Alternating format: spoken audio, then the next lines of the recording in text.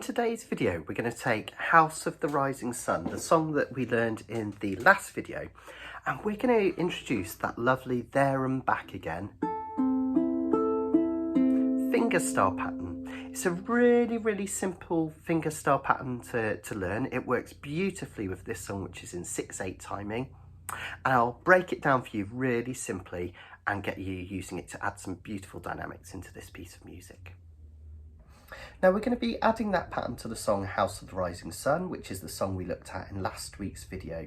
If you feel that you haven't watched that video and you'd like to go back and just familiarise yourself with the rhythm and the chords, that might be worthwhile. But I will provide the chords and you'll soon pick it up as well as you go, so you can just drop straight in on this one. So this song is in 6/8 timing, at least it is the way we're playing it. So as mentioned in the last video, this was an old folk song, so it was never physically written down when it was composed which time signature it was in. There was no treble clef with marks. It was just up to the arrangers or musicians who are performing it to play it the way they thought it sounded best. I like it in this 6/8 timing because it draws out each of the measures and it gives it a really kind of ever so slightly moody, almost slightly menacing at times feel, which is really suits the subject matter of the song. So 6/8 timing, remember, means that there are 6 beats in every measure. So if we're turning this into a fingerstyle pattern, we need to pick something 6 times for it to fit perfectly into this time signature. The bottom number means that those are 8th notes or quavers. Don't stress too much about that. It just means that the picks are going to be fairly close together and played at a fairly decent tempo. Here's how it looks then. I've written out the pattern in tablature format. Remember with tablature that this line represents your G string, the string nearest your nose. And this string, even though it's at the top, represents the A string furthest away from your nose. So think your line of sight is going bottom up. So we've got G string, C string, E string, A string from bottom to top. Okay, I'll talk you through it as we go anyway. Each X is going to represent where we pick. But before we even choose which strings to pick when, let's have a look at how to hold our uke and make sure we've got the right position for fingerstyle. So first of all, let's talk about these angles. One of these days I'm going to write a book called 45 because I'm finding that almost everything I do on ukulele, to do perfectly, we need 45-degree angles. So notice that my uke is at a 45-degree angle. It's not like this or like this, it's like that. And the bout is just resting on the inner part of my thigh. You can use a strap if you want, absolutely fine. Now here's the important bit. When we play finger pickings or fingerstyle, there's 2 main ways to do it. We have what we call long arm, which is named after a classical guitar technique, where the arm comes along the strings, almost in line with it. And we have short arm, where the arm comes over the top and picks the string. And we're going towards the short arm version of it. So notice that the upper part of my arm here is resting roughly on the upper bout of the bottom of the ukulele there. And then this is really crucial. Notice that there's a nice arch in my arm. I'm not flat like this where I'm going to interfere with the strings and create an awkward picking angle. I have a nice arch. Can you see that bend in the wrist? It's almost like, it's like the silhouette of Mount Snowdon if you've ever climbed it, or kind of like a shallow mountain. There we go. Now here's another 45-degree angle. First of all, what I'm doing is my thumb is going to sit on the G string, the one nearest your nose, and I'm using mostly the flesh part of my thumb. Occasionally I use a bit of the nail, but mostly the flesh. My index finger is going to pick up on the C string, the next one down. My middle finger is going to pick up on the E string, next one down again, and my ring finger is going to pick up on the A string there. So you can see if I wanted to, I could pick all 4 strings at the same time. Okay. Here's the angle I'm talking about. Can you see this 45-degree again? I'm totally obsessed with that, I know, 45-degree angle. It's not like this. It's not like that. It's that nice angle again. That's going to allow these fingers to move up without interfering with each other. They're going to knock into each other that way. That way they're too flat, so we want that nice 45-degree angle. Okay, let's go back and relax with that position then. Arch, remember. And what I want you to practice doing is just picking the G string with your thumb, getting a nice clean sound. Okay, some people prefer the thumb to come out this way. I prefer it to come slightly more backwards.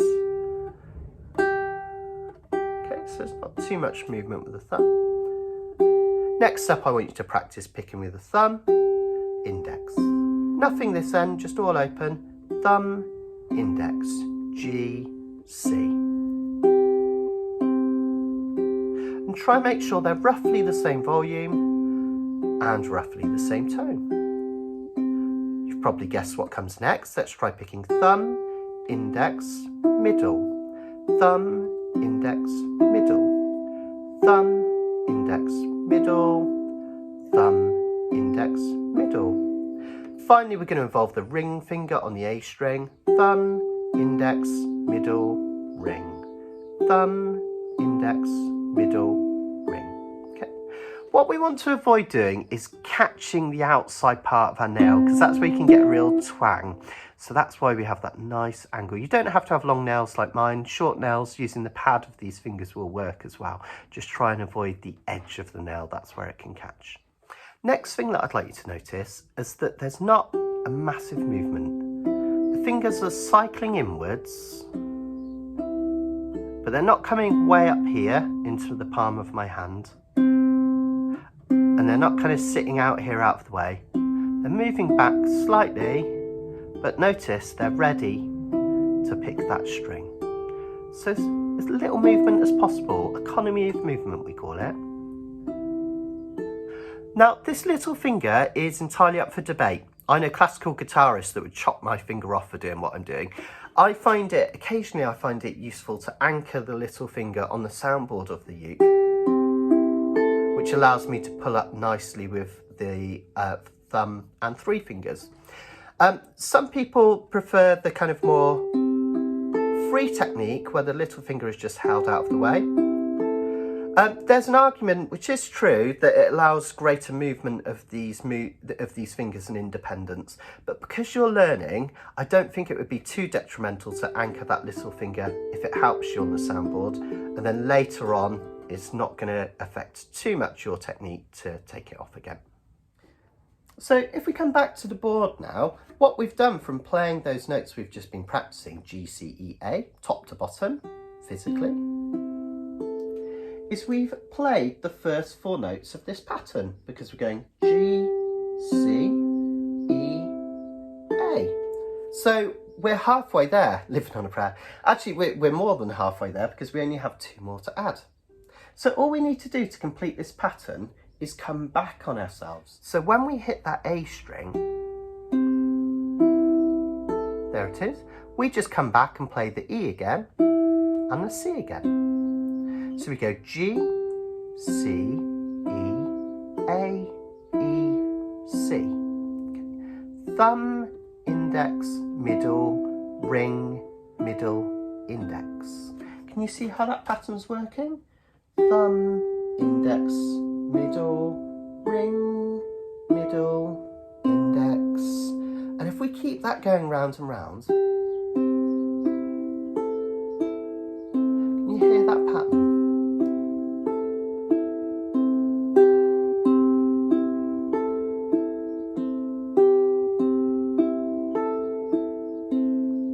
Notice that this X here I've drawn in orange, and that's just to tell you that that's the next measure, and the next measure just repeats this again. So those orange X's would go on and on forever in that direction. So just know all we're doing is going to the bottom string physically, the A string nearest the floor, and then it's like a trampoline, you come back on yourself, and then we go again, around and round. Now you notice that I've written some words down here. I call this my patented there and then back again strum, because I find that it helps beginners and myself to remember the notes in this order. There and then back again, because you're going towards the floor, that's there and then you're bouncing back, back again, there and then back again, there and then back again, there and then back again, there. Fantastic. Now there's two things that make this pattern perfect for 6/8 timing. The first and most obvious is the fact 1, 2, 3, 4, 5, 6. There's 6 picks or 6 notes and 6 beats in a measure. That's perfect. 1, 2, 3, 4, 5, 6. 1, 2, 3, 4, 5, 6. But one of the other things that I really love about this pattern comes back to those pulses. In the last video I explained that in 6/8 timing there are 2 pulses per measure. 1, 2, 3, 4, 5, 6. 1, 2, 3, 4, 5, 6. 1 on the first beat, 1, 2, 3, and the 1 on the 4th beat, the start of the next 3. 4, 5, 6. Now, the cool thing about this pattern is the highest 2 pitch strings on your ukulele, the G and the A, are on the outside. And those really stand out to our ears because they're higher pitched than the inside 2 strings, C and A. So when we're playing our chords, the highest notes that we hear are the first beat, 1, 2, 3, and the 4th. 4, 5, 6, 1, 2, 3, 4, 5, 6, pulse, pulse, pulse, pulse, pulse, pulse. 1, 2, 3, 4, 5, 6. That's perfect for that feel of 6/8 music where we want those 2 pulses in every measure. Cool, huh? So what I'd like you to do before we even look at the chords of the song, pause the video, go through that pattern and get really, really comfortable. Notice we're not putting any swing or anything like that on any of the notes. So pick a chord. Let's go for A minor because it will be the first chord in the song, as you'll see soon. And just practice picking through that there and then back again pattern again and again, making sure that each of those notes is roughly the same volume. A nice warm timbre and tone. And in your head, you can count along with me or on your own. In your head, I want you to count there and then back again, there and then back again, there and then back again. Notice where I'm picking my uke is above the sound hole. The reason I don't go up here is because if your action isn't really high, you'll find that your fingers will get caught up in the fretboard a little bit. If I come back too far this way, it's kind of banjo-like and too tinny. So a nice sweet tone just over the sound hole where the fingerboard ends. Okay. Just practice that round and round and get really comfortable, and then we'll start to look at that in terms of the context of the chords. So let's put the chords on the screen from the first half of the first verse. Now, as you practice this, as with all our strumming and everything, I keep banging on about this, really important. Allow yourself to go wrong with your left hand. What I don't want as we practice this is for you to play a chord, pause, move your hand, pause, move your hand. That's going to teach you to play out of time, which is the last thing in the world we want, right? We want this to be really consistent and lovely. So as you're playing this through, allow your fingers to not be in the chord in time, even if it sounds a bit like this.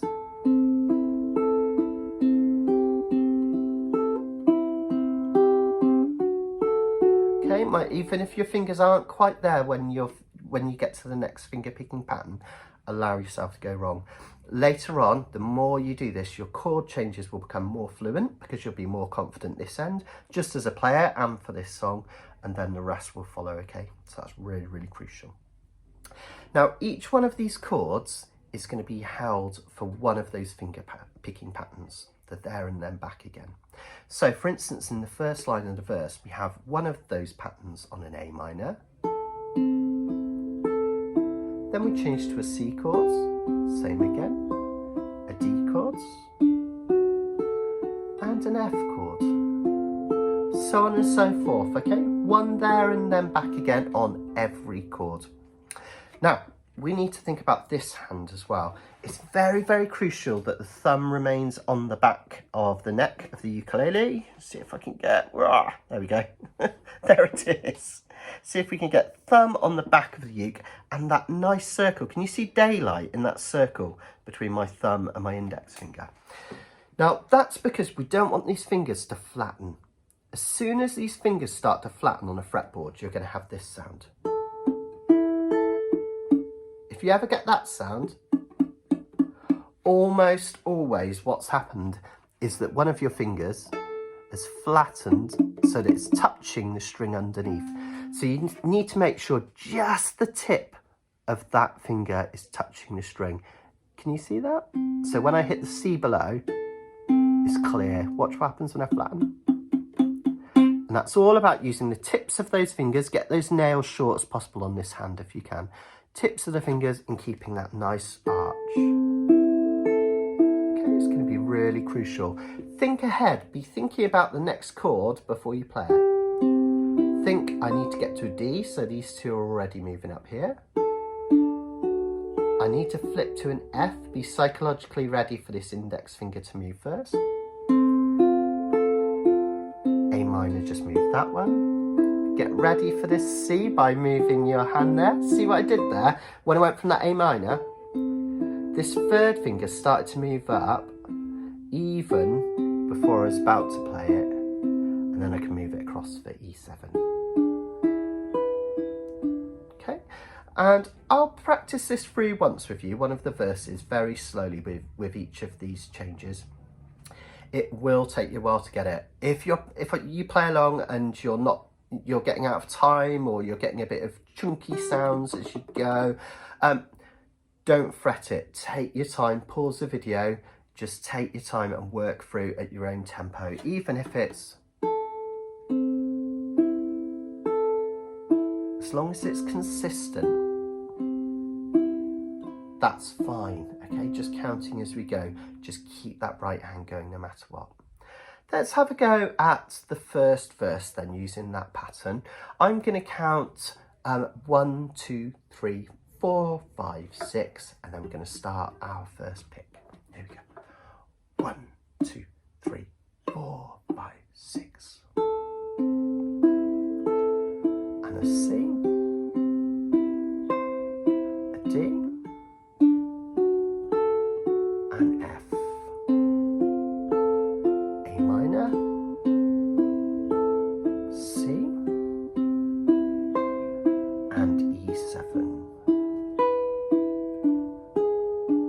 Half of the verse, A minor again, and C, D there and then back again, F there, back again, A minor, E7, A minor. Let's go again. There is a house in New Orleans, they call the rising sun, and it's been the ruin of many a poor boy. And God, I know I'm one. Stay on another A minor, then we go again.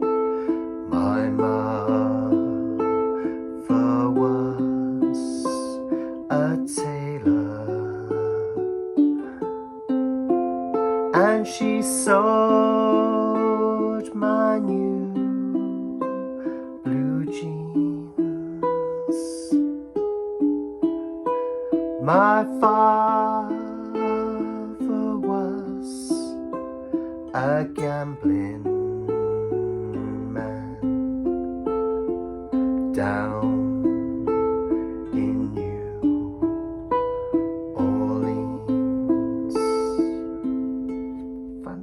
Fantastic. Okay, it's really effective, isn't it? Really simple and effective.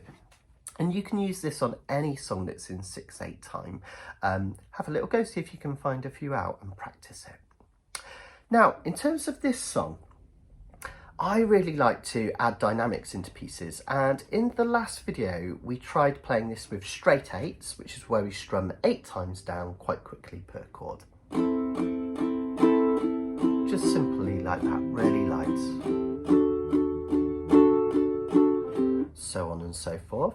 We also looked at trying that in double time by playing a very fast walk, running, running, walk, running, running, walk, running, running, walk, running, running, walk, running, running.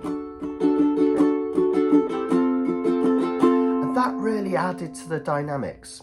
If you're not sure about those two strums and you'd like to check it out, have a look at the last video and get yourself acclimatized with it, and then you can come back to this one and we can start to put those together. Because what I'd like to do, and this is something that I do quite a lot, we don't have to use the same finger picking pattern throughout a whole song. It can be really moody and effective, but sometimes it can get a bit too tedious and a bit too boring and we need something more interesting. So if you have a look in the description, I've done a downloadable PDF again that you can download and print out. And notice that what I've done, the first 2 verses, and we're going to do an intro as well actually, an intro and the first 2 verses are going to be done using this finger picking pattern. The third verse that we sing, is going to be played using straight eights.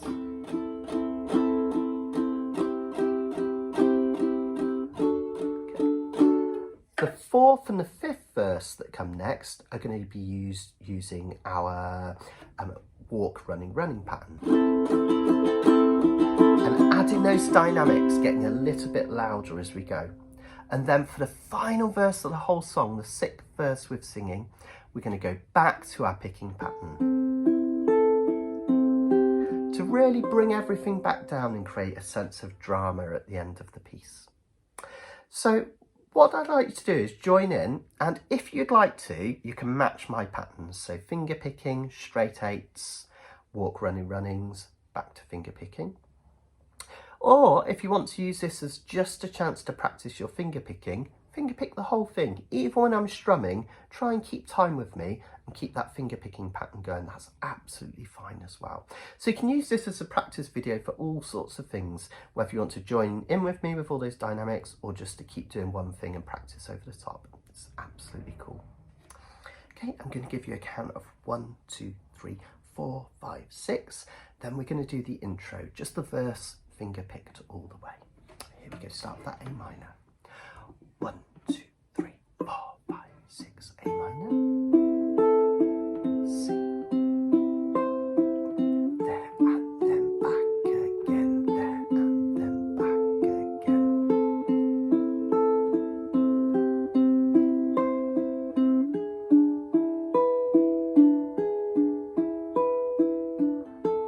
Second half of the verse.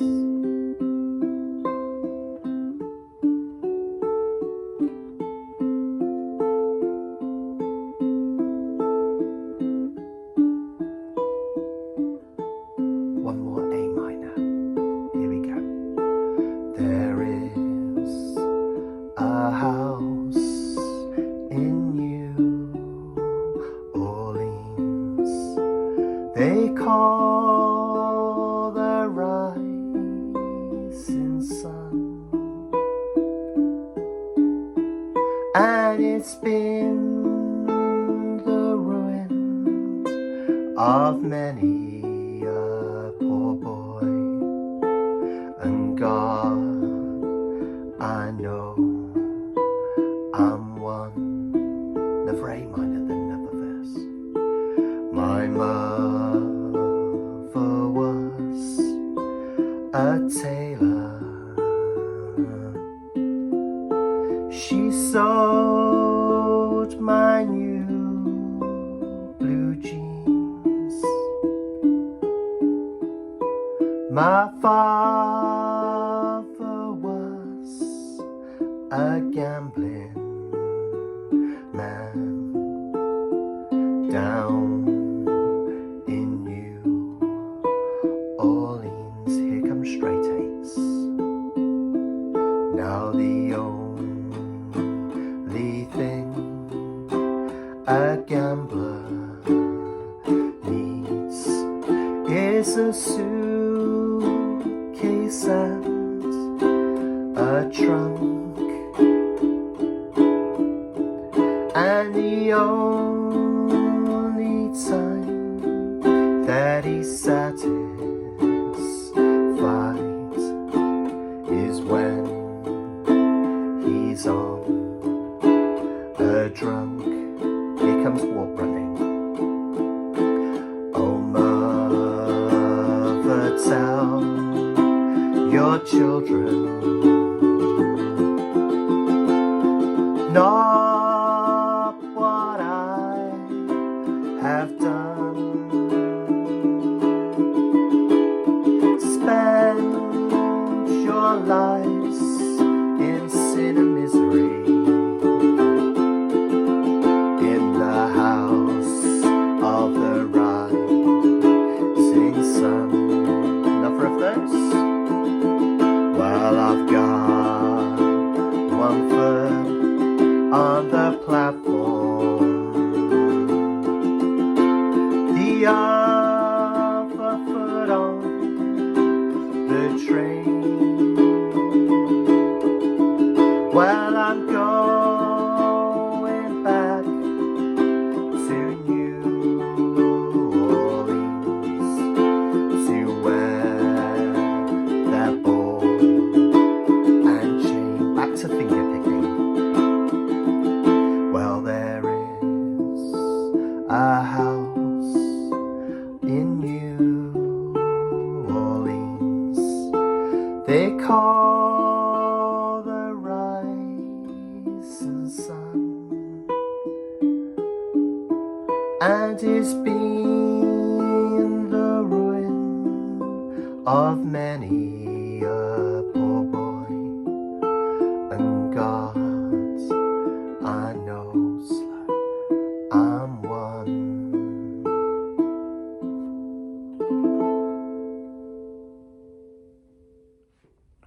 Isn't that a cool way to play through that song? I didn't even play it perfect. I'm sure I must have done the odd fluff in here and there. But did you notice how adding those levels of dynamics? So don't always think that a finger pick has to be played throughout an entire song. We built it up, didn't we? Finger picking, straight eights took it up, walk, running, running took it up again, and then we came back down at the end, drop down with that finger picking pattern. Why don't you experiment yourself? Do some of the verses finger picked, some of them strummed, add some of your own techniques in, see if you can make it work and add that lovely dynamic. But that finger picking pattern for 6/8 is just gorgeous and so simple, there and then back again. You can use it for any song in 6/8 timing.